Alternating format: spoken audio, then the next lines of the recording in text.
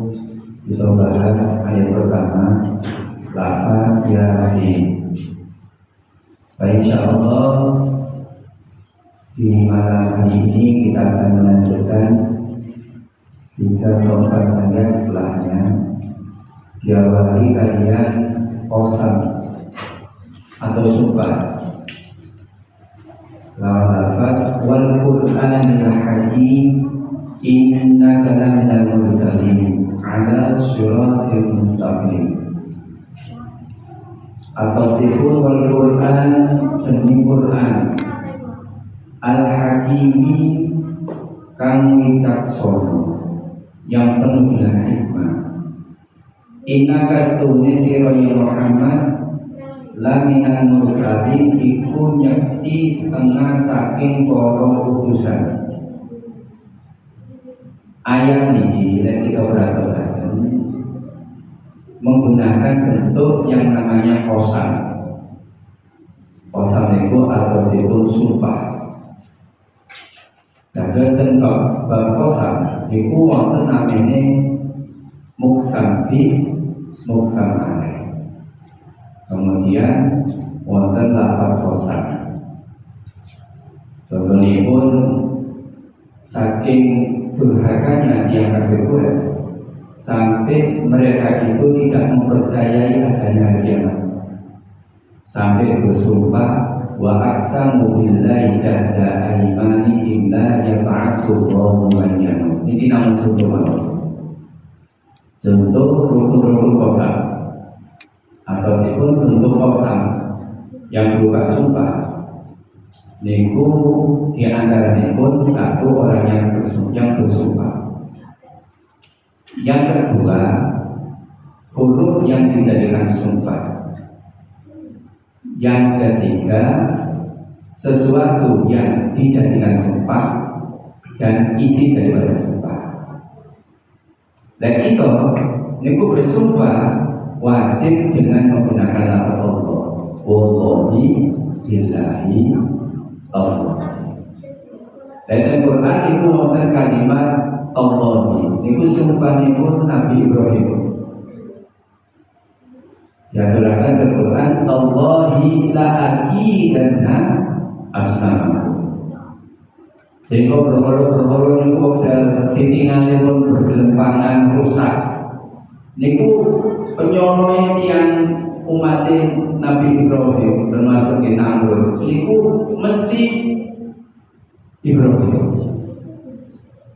Seorang pemuda yang dipanggil Ibrahim. Sebab apa?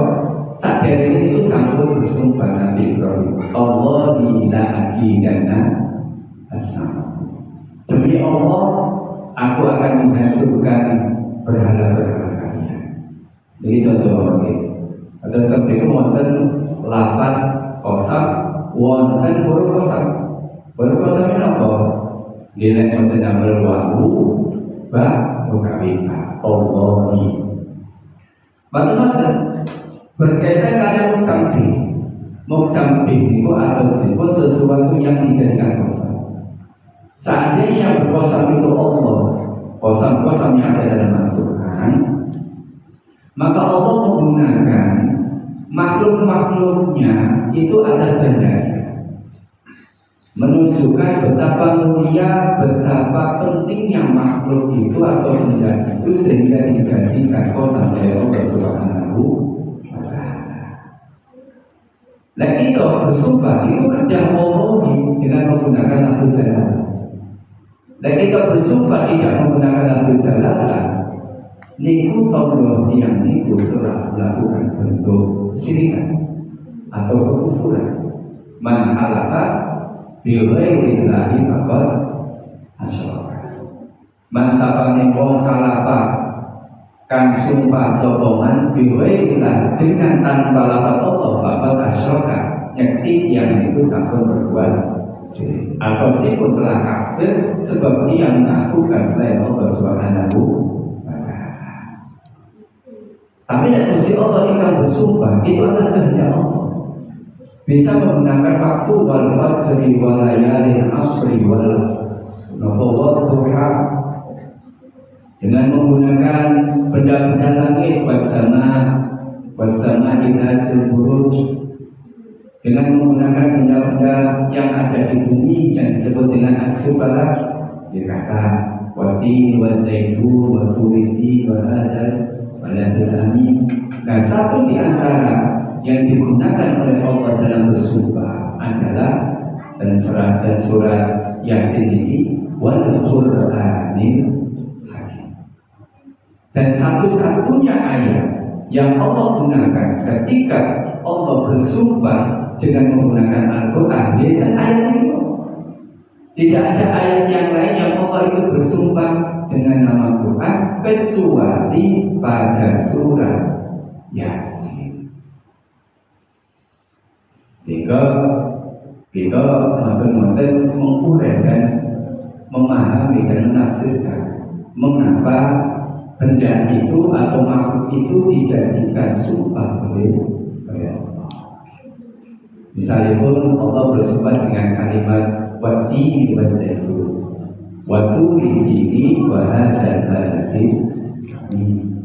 Maka teman-teman kata pesan-pesan mengapa Allah bersumpah dengan pohon atau dengan buah tin, dengan buah zaitun, dengan tempat yang namanya bukit Tusinan, dengan tempat yang namanya baladin amin, yaitu Allah bersumpah dengan Mekah. Jadi Allah bersumpah di 3 tempat karena tempat itu adalah tempat suci yang mana turun di 3 tempat itu wahyu dari Allah. Dan di bawah watini wa zaitun, watin wa zaitun niku banyak kita jumpai dan tumbuh subur di daerah Palestina. Sebab Nabi Isa alaihissalam diturunkan di Palestina dan diberikan kepada beliau kitab Injil. Sehingga Allah bersumpah dengan tinta zaitun, artinya Allah bersumpah dengan tanah Palestina yang selalu diberkahi, dan Allah bersumpah dengan kitab Injil. Waktu Risin tekun itu Sinai, dan satu tempat yang namanya Bukit Tur, Wonten Sinai.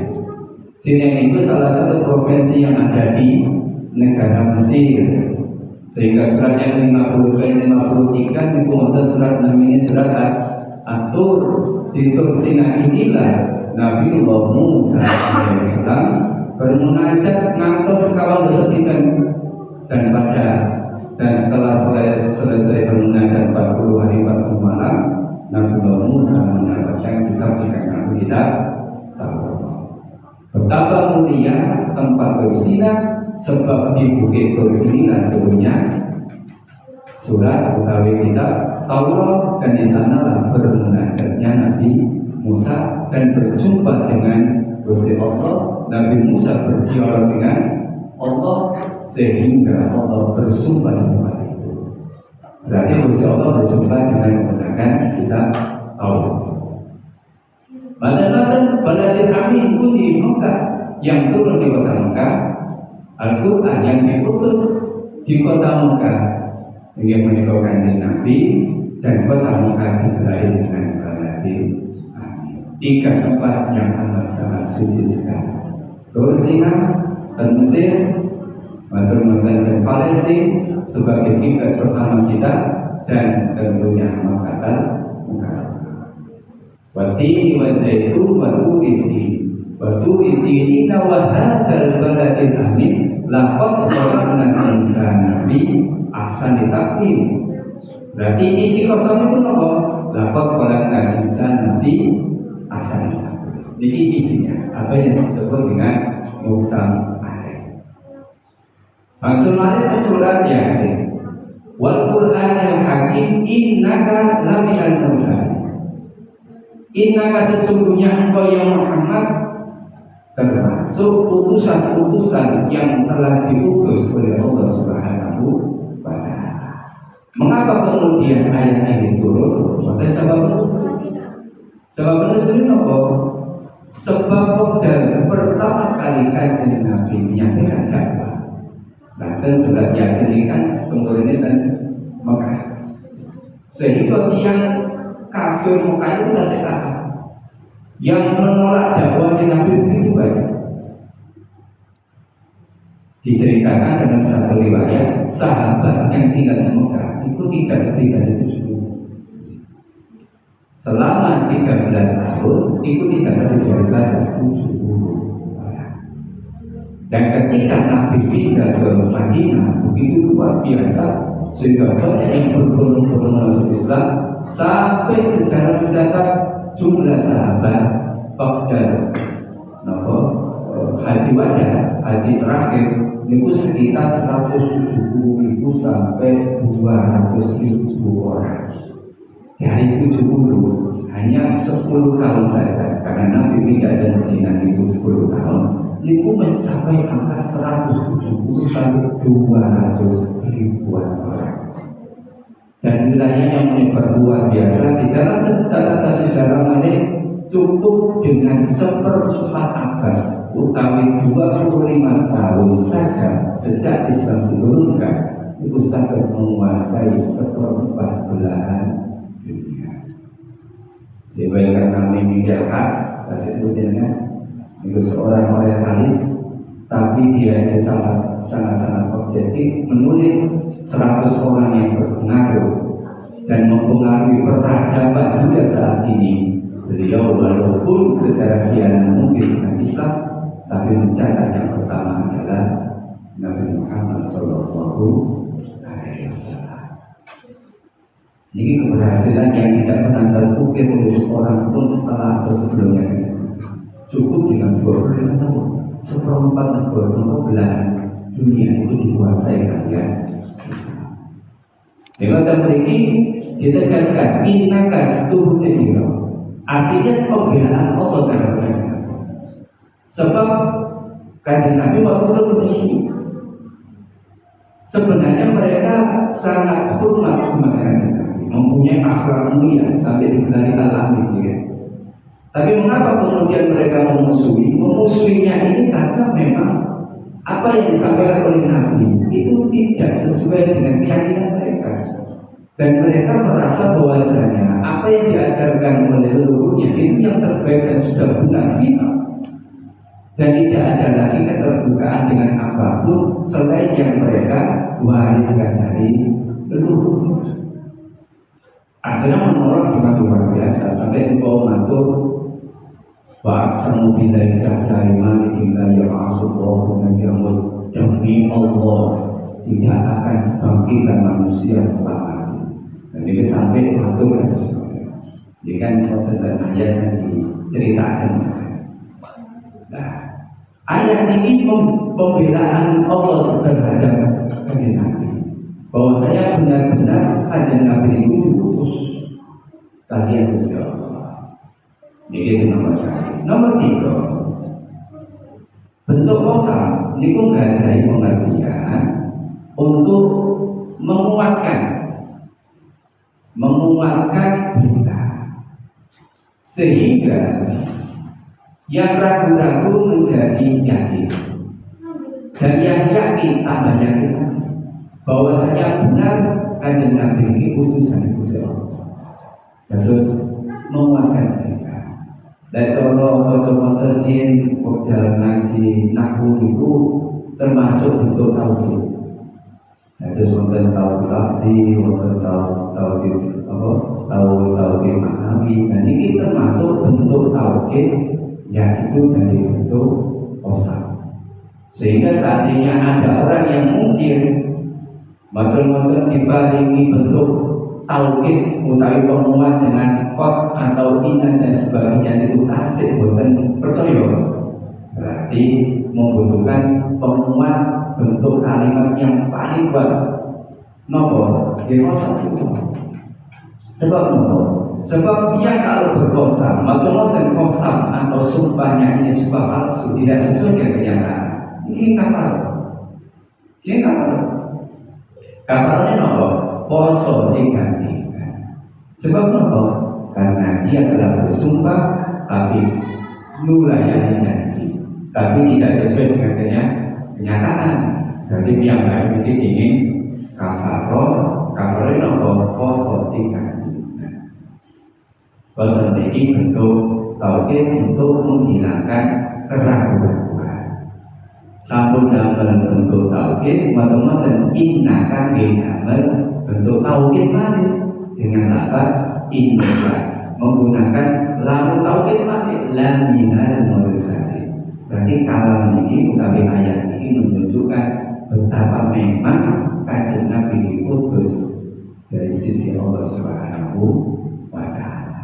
Sampun dalam bentuk tauhid ditambah dalam bentuk qasam ditambahi kalian huruf tauhid. Ini menunjukkan benar-benar kanjeng Nabi Rasulullah dan diutus atas kehendaknya Allah dan untuk menghilangkan keraguan-keraguan di kalangan yang kafir Quraisy.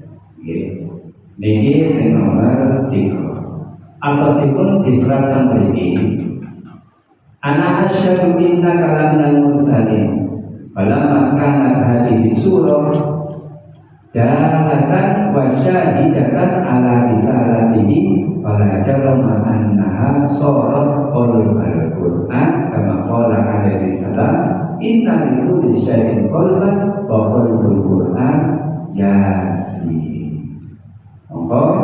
Mriki yang dijelaskan bahwasanya surat Yasin adalah surat yang menunjukkan dan sebagai persaksian bahwasanya memang kanjeng Nabi diutus sebagai utusan Allah. Dan terus Yasin yang itu dari persaksian bahwasanya kanjeng Nabi ini benar diutus oleh Allah sehingga betul-betul menjadi qalbulnya Quran. Dan selintas jadi dan betul-betul Yasin itu disebut sebagai qalbul Quran, tetapi jantungnya Quran. Maka ini tidak diaturi kalian jawaban mengapa dinamakan dengan qalbul Quran karena surat Yasin di awalnya menjadi sebuah kesaksian bahwasanya Kanjeng Nabi benar-benar adalah utusannya Gusti Allah, sehingga menjadi jantungnya Al-Quran. Sebab misalnya kalau betul percaya dengan itu, pasti betul percaya terhadap Al-Quran, pasti betul percaya terhadap Gusti Allah. Sebab yang namanya keimanan ini kan secara keseluruhan. Jika kita beriman dengan Al-Quran, berarti kerja iman semuanya, betul paling pilih-pilih. Aku iman surat ini, gak iman surat ini, masalah. Itu menjadi satu kemasan yang harus diimani secara seluruhnya, termasuk iman dengan para nabi. Walaupun kita memang iman dengan mempercayai dengan Kanjeng Nabi, tentu kita juga mempercayai terhadap nabi-nabi yang lain, termasuk Nabi Musa, Nabi Isa, dan lain-lain. Karena keimanan itu menjadi satu kesatuan. Sehingga kita memiliki dari surat Yasin itu termasuk Al-Quran. Ini nomor 3. Kita lihat. Inna kalamina mursalin ala syiratin mustaqim tanzilal azizir rahim. Ala syiratin mustaqim. Ala syiratin mustaqim. Tur iku tetep ing atase dedalan mustaqim kang jejer. Inna kalamina mursalin ala syiratin mustaqim. Berarti isi daripada kosam atau sumpah tadi, selain menegaskan bahwasanya Kanjeng Nabi memang benar-benar utusannya Allah, nomor kali Kanjeng Nabi itu selalu di dalam sirat jalan yang lurus, atau pun selalu di dalam hidayah dan bimbingan Allah, selalu dalam wahyu-wahyu Allah. Sehingga Kanjeng Nabi itu yang terkawin hawa, in huwa illa wahyu yuha. Tidaklah berbicara kecuali berdasarkan wahyu yang telah Allah turunkan kepada Kanjeng. Sehingga kalau ini ditanggapi dulu ya, ditanggapi Ashabul Kahfi, ditanggapi Dzulqarnain, ditanggapi masa lalu, kan Nabi langsung menjawab. Sebenarnya apa? Bila uji buku, bismillah tak jawab, karena dari dalam dia. Tapi yang terjadi tidak ada wahyu yang turun kepada beliau. Sehari, 2 hari, sampai 10 hari, dalam satu riwayat sampai 15 hari, sehingga menjadi bahan hinaan, bahan celaan, bahan cemoohan. Orang-orang kafir Quraisy sudah lulus koyok di atas langit. Bukan yang Nabi biasanya ditandai jawab, tapi ini ditandai berdasarkan jawab. Koyok itu sekali menang. Yang terjadi bagi kita sebagai seorang mukmin, melihat dan mendengar kisah ini, makin yakin bahwasanya Quran itu menginjilkan. Sebab apa? Kanjeng Nabi boten matur damel jawaban. Tapi beliau selalu menunggu. Sehingga Sayyidina Umar berkata kepada Kanjeng Nabi, ya Rasulullah, apakah kita diam saja seperti ini? Orang-orang kafir Quraisy selalu mengintimidasi kita, berbuat kasar, berbuat keras bagi sebagian daripada sahabat itu tersebut terjadi. Apa kemudian kita selalu diam seperti ini ya Rasulullah? Jangan Nabi Muhammad. Sabar ya Tuhan. Ayat perang itu belum ada perang, belum ada berita untuk menyikapi mereka dengan keras. Maka kita hadapi mereka dengan sabar. Berarti kita bahwa Allah surah mustaqim, selalu dalam bimbingan hidayahnya Allah, selalu dalam ikan jejer, dalam ikan lurus.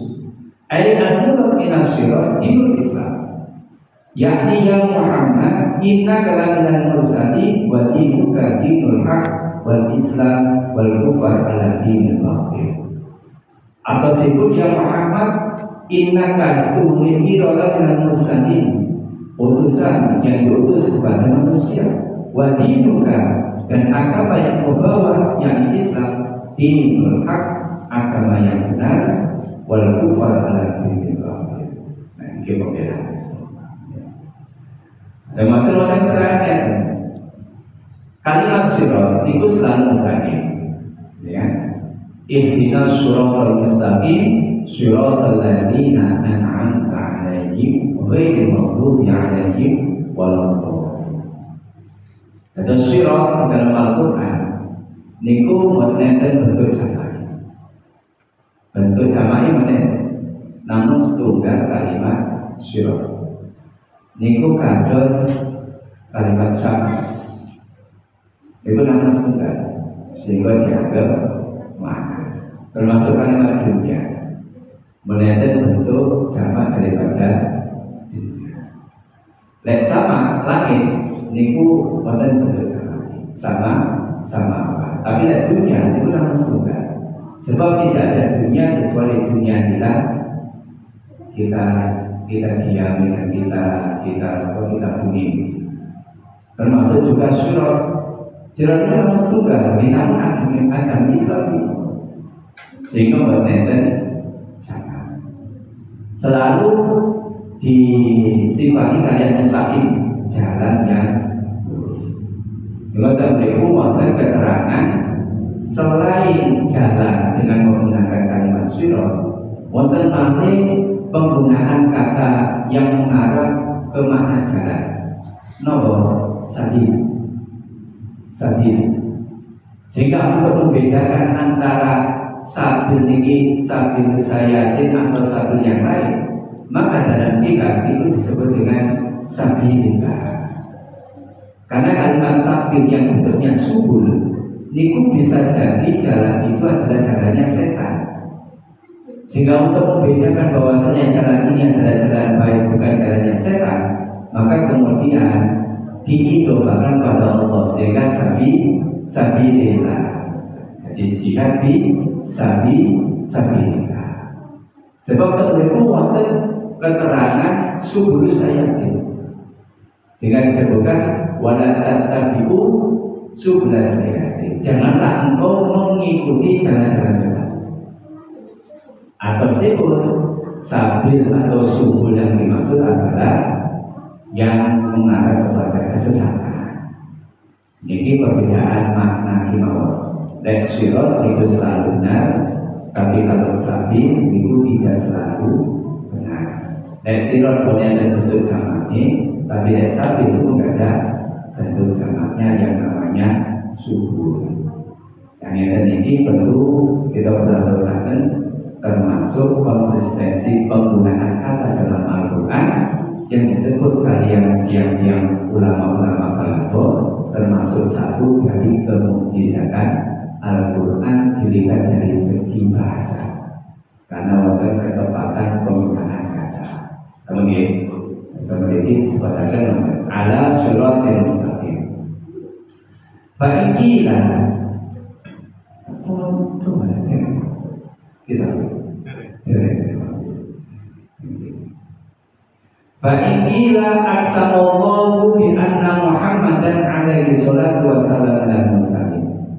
Fa'ikana hadal qasam dan kufar bi ayyusaddiqu bi anna Muhammadan alaihi salam dan mustaqim fahum la yusaddiquna wa ikana lil muslimin bi ayyusaddiqu bi anna Muhammadan dan mustaqim fahum yusaddiqu fala qasamin fama fa'idatul qasam. Maka disebutkan tertipu bahwasanya keterangan ini bahwasanya uji bagi Allah Taala arada an yu'akkida kalamahu lil mungkirin fal qasam nawma tauhid falidzalika aqsamallahu ta'ala bihi hujjah. Jadi sampai ini bahwasanya qasam itu kan satu bentuk daripada untuk menyatakan dan menguatkan makna. Maka penggunaan qasam itu disesuaikan dengan kita mengatakan konteks. Konteks itu siapun kapan dibutuhkan qasam, kapan tidak dibutuhkan qasam. Terus kapan Gusti Allah berqasam? Sebab saat itu memang dibutuhkan qasam untuk menjelaskan sesuatu. Dan yang kedua menunjukkan betapa mulia yang dijadikan qasam. Yang dijadikan qasam itu apa? Wal Qur'anil Hakim, berarti betapa mulia Quran sehingga Gusti Allah matur dengan menggunakan qasam yang berupa Al-Quran.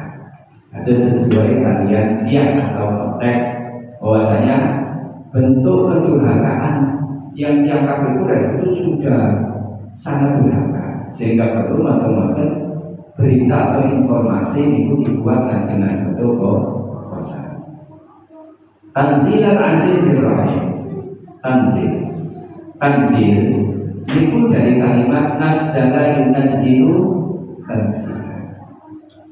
Lewat kalimat anzala yunzilu maka bentuk masdarnya itu inzal. Tanzilan min ladun azizil hakim. Quran itu diturunkan dari sisi Allah. Maka itu mereka sudah terangnya.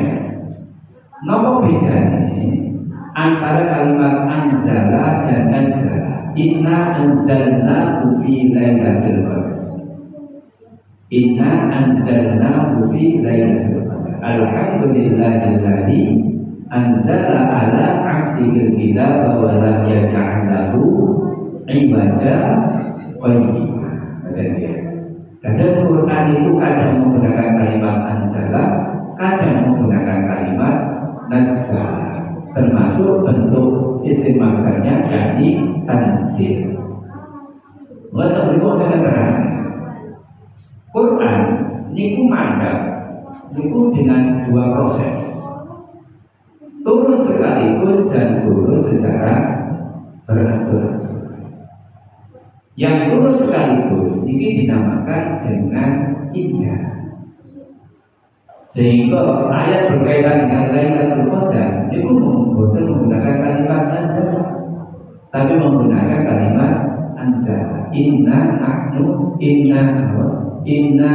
anzalnahu fi lailatul qadar. Anzalnahu berarti kami telah menurunkan Al-Quran. Nah, kalau menggunakan kalimat nazala maka turunnya itu berangsur-angsur. Saat sampune Quran itu mandap minal lauhil mahfuz ke sama ibunya, maka ke sama ibunya diturun sekaligus. Bagaimana turun berangsur-angsur kemerdekaan Nabi selama 23 tahun. Kanjeng Nabi ke Mekah dinamakan Makkiyah, kanjeng Nabi ke Madinah dinamakan surat Madaniyah. Surat Madaniyah itu 28 surat. Makkiyahnya itu 76 surat. Terus Makkiyah kalian Madaniyah dan turun secara berangsur-angsur. Tapi penulisannya itu tidak sesuai dengan turunnya ayat yang berangsur-angsur. Sebab turunnya ayat itu tidak selalu satu surat penuh. Terus kanjeng Nabi matur kepada sahabat, surat ini, ayat ini sampai dengan surat ini. Surat ini, ayat ini yang perlu turun di salah dan surat ini. Terus penulisannya juga sehingga kita berdasarkan tarikh atau sejarah penulisan Al-Quran itu sangat gamblang sekali. Karena memang para sahabat tidak hanya satu yang menulis, tapi banyak. Para sahabat yang hafal tidak hanya satu dua, tapi banyak. Dan selalu dibimbing kanjeng Nabi. Dan turunnya itu selama 23 tahun. Beda kalian Taurat, beda kalian Injil yang turun sekaligus dan tidak berangsur-angsur. Sehingga menunjukkan perbedaan kapan Quran turun berangsur-angsur dan kapan Quran turun sekaligus itu dengan menggunakan dua kata yang berbeda dua, meskipun maknanya sama, turun. Kenapa? Dengan kalimat anzala dan nazala. Inna anzalnahu fi lailatul qadar. Terus turun sekaligus dengan kalimat anzala. Cuma lagi Lailatul itu berbeda ya. Lailatul. Memang mentafsirkan Quran bukan ada sekedar semerap paling boten karakter daripada kata. Itu beda Lailatul kalian. Lailatul. Kalau Lailatul itu satu malam penuh. Kalau Lailatul itu sebagian malam. Ya ayyuhal muzammil qumil laila. Buatan kumil lailata. Sebabnya boleh bumi lain tahu itu kalau tidur itu perlu terus ya. Wah, seperti itu. Tapi kalau bumi lain bangunan sebagian mata karena menggunakan kalimat bukan menggunakan kalimat lailatan. Tapi yang namanya malam Lailatul Qadar itu nama Lailatul, bukan Lailun. Dan apa? Sebab malam Lailatul Qadar itu satu malam penuh, mulai ghurubi syams, mulai tenggelamnya matahari, lekuk dan matahari mulai isya, karena masuk malam niku dihitung isya, sehingga sholat malam itu sholat isya. Dan ada sholat maghrib, niku dari malam penuh, niku baru awal malam. Terus Isra itu menunjukkan waktu akan masuk waktu duha, sehingga sebagian ulama mengatakan waktu duha. Tapi itu sebagai tanda waktu bahwasanya sebentar dia akan masuk waktu duha. Sehingga sholat itu menggunakan istilah sholat isya. Tapi sebagian yang lain mengatakan sholat isya itu bagian daripada sholat duha, karena waktu itu sudah tidak boleh lagi sholat subuh. Sehingga kalau sholat subuh di waktu isya maka bukan ada tapi bodohan, karena sudah keluar dari waktu yang dibolehkan di dalamnya untuk sholat subuh. Nah itu semua ditandai dengan matahari, sehingga matahari itu sebagai petanda bahwa kapan mancing atau masuknya waktu untuk melakukan ibadah yang namanya sholat. Begitu. Beda dengan bulan. Kalau bulan itu menunjukkan kapan masuk permulaan bulan. Sekitar beratus akhir kan tiga bulan ya. Nopo mawon Syawal, Ramadan, kalian Dzulhijjah. Sehingga ketika ditanya yas'alunaka 'anil ahillah qul hiya mawaqitul linnasi wal haji. Loh kok wonten hajinya? Sebab waktu haji itu ditentukan oleh bulan. Kenapa? Karena al-haju Arafah. Yang namanya haji adalah Arafah, dan Arafah itu selalu di tanggal 9 Dzulhijjah. Hitungannya kapan? Hitungannya kapan masuk waktu Dzulhijjah, sehingga kemudian dihitung tahun ini adalah haji akbar. Mengapa? Karena waktu wukuf terjadi pada hari Jumat, kalau ini 9 Dzulhijjah. Terus kemudian penggunaan waktu beda. Kalau matahari waktu sholat, kalau bulan mulai masuknya bulan, terutama bulan Ramadan, bulan Syawal, dan bulan Dzulhijjah. Kalau begini sudah sekitar jaraknya tahun berikutnya. Sebab terkait dengan tahun itu tidak bolehnya melakukan ibadah di gereja. Sebab tek Ramadan, tek pun bersatu Syawal kan bukan bareng poso. Makanya teman-teman sedoyo itu nopo piringan dan tahun Syawal, tahun Ramadan.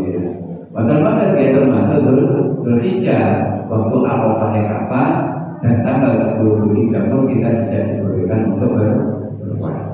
Kemudian, terus ini keterangan berkaitan dengan turun, dan keterangan berkaitan dengan malam itu Lailun dengan Lailatul.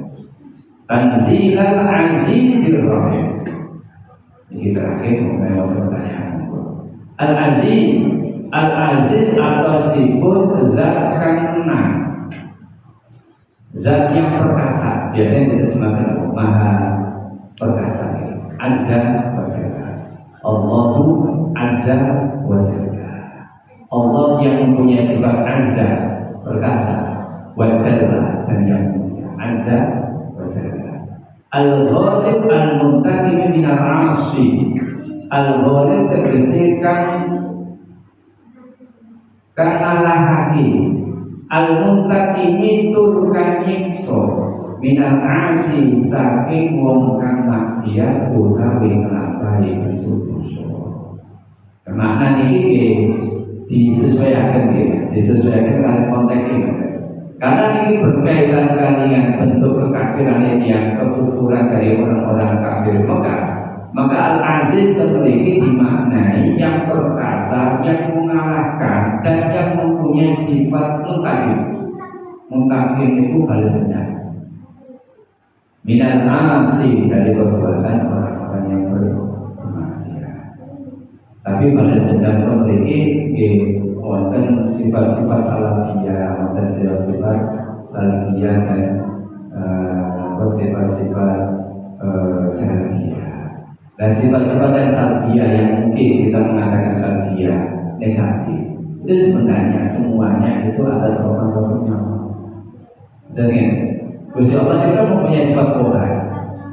Gusti Allah mempunyai sifat Jabbar. Al-Qahar yang maha menguasai, Al-Jabbar yang maha menaklukkan, Al-Mutakabbir bisa demikian, yang maha sungguh, Al-Muntakim yang maha membalas dendam. Maka sebetulnya termasuk Al-Mumin yang maha mematikan. Tapi sebetulnya sifat-sifat itu itu berdasarkan rahmat-rahmatnya Allah. Teman-teman, yang kedua, sifat-sifat itu baru muncul dan tanpa itu ketika hari kiamat. Ketika sudah tidak ada lagi kehidupan dunia. Dan ketika kita hidup di dunia, yang kita rasakan adalah sifat-sifatnya Allah yang maha lembut, sifat-sifatnya Allah yang maha kasih sayang, sifat-sifatnya Allah yang maha memberikan rezeki. Dan ini yang kita rasakan. Tapi makin Al-Jabbar Mutakabbir itu nanti pada hari kiamat. Dan sifat-sifat Allah yang gagah, yang perkasa dan sebagainya itu menunjukkan kekuasaan Allahnya Allah Subhanahu wa Ta'ala. Dan memahami karena sifat-sifat model itu termasuk didasari karena rahmat-rahmatnya Gusti Allah. Sehingga Gusti Allah itu mesti balas. Al-Muttaqin kan mesti balas. Mesti akan membalas siapapun yang melakukan perbuatan dosa dan memberikan balasan yang baik kepada orang yang melakukan kebaikan. Karena maha adilnya Allah. Bagaimana Ar-Rahim kan melas, kan ya? Al-Azizir Rahim, Tanzilat Azizir Rahim, kan gadai sifat belas. Nah ini berkaitan kalian awal daripada surah Yasin ditutup kalian ditundiro qauman ma undiro abahukum fahum ghafilun. Dan satu di antara tugas Kanjeng Nabi ingin menikah mari indah, mari ini ke peringatan. Undiro linnafi ailam tundar abahukum al-akramu litatawul linudadil fatrah. Sebab tiang kafir itu sudah nipu. Ini kan wonten sing namine masa fatrah. Kami iki wonten diaduraken apa? Mudah fatrah. Fatrah itu apa? Mudah fatrah itu artosipun masa atau waktu di mana pada saat itu belum diutus Nabi ke kaum itu. Tidak ada Nabi dan Rasul di masa itu. Jarak antara Nabi kalian Nabi Isa itu datang. Jadi kita berasakan di bulannya 571 ya. Kasih Nabi itu lahir tanggalnya. Tanggal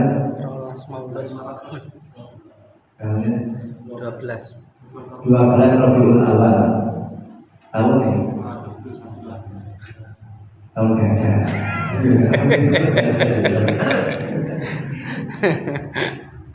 Kalau 571 itu 12 Rabiul Awal tahun 571 Masehi. Dimungkin kerja damel tahun damel hitungan Masehi ya. Kalau misalnya kapan Kanjeng Nabi dilahirkan 12 Rabiul Awal tahun 571 Masehi. Gitu. Sebab tercampur bulan dari sedia tahun dari Masehi. Berarti kerja ditinggali. Tadi googling saya gitu ya. 12 Rabiul Awal Nabi dilahirkan tahun tanggal berapa? Itu ketemu kan kita 20 April. Kalau sebenarnya kalau kan April ya, belum sampai aja lagi kan 20 April ya, 20 April 571 Masehi. Niku dilahirkan kan 571 Masehi. Nabi Isa kapundhut, artinya diangkat oleh Allah, dipindah, diangkat oleh Allah. Wa ma qataluhu wa ma salabuhu walakin syubbiha lahu. Wa rufi'a ilaihi. Rufi'a ilaihi itu diangkat dari sisi Allah. Niku Nabi Isa usia berapa? Dalam catatan sejarah diperkirakan usianya itu 33 tahun. 33 tahun. Ada sebelumnya, kita kan kepingin setelah zaman Rasul itu udah tahu yang kepingin. Dan Kanjeng Nabi diutus dalam usia 40. Kalau ketemu angka 571, berarti kan ditambah 40. Benar itu.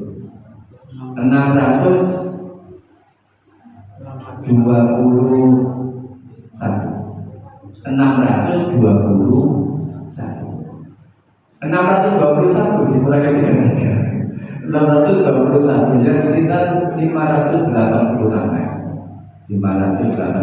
tahun. Ya katakan 586 tahun. Ini zaman Fatro. Sebab apa? Sebab ketika Nabi Isa diangkat sampai di usia Kanjeng Nabi, itu tidak ada Nabi dan Rasul yang berutus. Ini yang namanya zaman Fatro. Menggak Ahlussunnah wal Jamaah yang hidup zaman Fatro dan tidak ada yang memberikan indah, tidak ada yang memberikan peringatan, karena memang belum ada Nabi dan Rasul yang diutus pada saat itu. Maka Rasul Jannah, Rasul Ahlussunnah wal Jamaah, yang berhubungan dengan mereka ini masuk surga tanpa dihisab. Sebab apa? Mereka semua indah. Niki bukan. Sebab kita pikir bukan termasuk al-Fatro yang tak membawasan mawon saja. Tapi mungkin tapi al-Fatro besar bertambah kisah. Dan itu bukan ya. Kalau bisa bicara tentang keberadaan maha adilnya Allah, maka tampak bahwasanya mereka itu spesial. Jadi zaman Fatro, sehingga dinamakan dengan Allah masuk dalam kaum sering hidup pada zaman Fatro. Tapi ketika sudah diutus Nabi dan sampai sekarang, maka tidak ada lagi zaman Fatro. Karena lah Nabi yang pada Rasulullah, tidak ada Nabi setelah Kanjeng Nabi. Berarti kita ini termasuk zaman Fatro. Karena walaupun ada Nabi, zaman Fatro itu antara Nabi. Nah, sebenarnya Nabi berarti kita ini. Umatnya Kanjeng Nabi, bukan beda zaman Fatro. Dan zaman Fatro itu keraton waktu yang paling indah, maka mereka ini kemudian diberi keringanan oleh Allah, mereka surga dan berhisab. Tapi enggak Mu'tazilah, bukan? Enggak Mu'tazilah tetap dihitung karena bahasanya Allah. Mengapa kemudian mereka tetap dihisab? Kalau tidak ada wahyu yang turun kepada mereka, tapi kan mereka diberi kemampuan akal. Dengan akal mereka kan bisa membedakan bainal akal batin, antara yang boleh dan tidak. Tapi mereka melakukan keburukan berarti melanggar ketentuan akal, melanggar apa yang menjadi perasaan di dalam hati mereka, yaitu hati nurani mereka, sehingga tetap dihisab. Nah, ini perbedaan antara Mu'tazilah dan Ahlussunnah. Oke. Nah, ini maksudnya di zaman Fatro ini mereka tidak mendapatkan penjelasan apapun, sehingga macam-macam merupakan apa yang sudah pernah disampaikan oleh leluhur mereka. Macam-macam Kanjeng Nabi diberitakan itu dirakaum makum dirakaum fakum dan mereka itu dalam keadaan lalai dengan apa yang telah disampaikan oleh leluhur dan apa itu nenek-nenek moyang mereka. Mengapa? Karena saking jauhnya zaman itu sehingga merupakan apa yang menjadi peringatan yang diberikan kepada mereka. Dan sehingga Nabi itu memberikan peringatan. Nabi memberikan berita yang gembira, namanya Allah Busyra, ya kan? Tafsir, Nabi memberikan hidayah. Yang dalam ayat ini Kanjeng Nabi Muhammad diperintahkan oleh Gusti Allah untuk memberikan peringatan kepada Ahlul Mekah yang waktu itu masih menolak syariat Islam. Kalau kita ingin bahwa akan saya telah sampaikan berkaitan kalian 3 ayat pertama, insya Allah dilaksanakan bijak berkaitan kalian kondisi orang-orang yang nanti akan mereka alami ini gambaran tadi. Terus ini kan ayat-ayatnya berkaitan kalian ayat-ayat kondisi keadaan hari kiamat. Kita mendengar terus kondisi hari kiamat itu, tapi Quran memberikan gambaran sehingga kita mungkin makin yakin bahwasanya hari kiamat itu akan terjadi. Walaupun itu sesuatu yang bohong.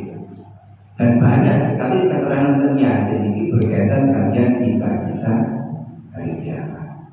Ada sesuatu yang bohong tidak perlu kita percaya kecuali kali nomor pertama ada dalam Quran.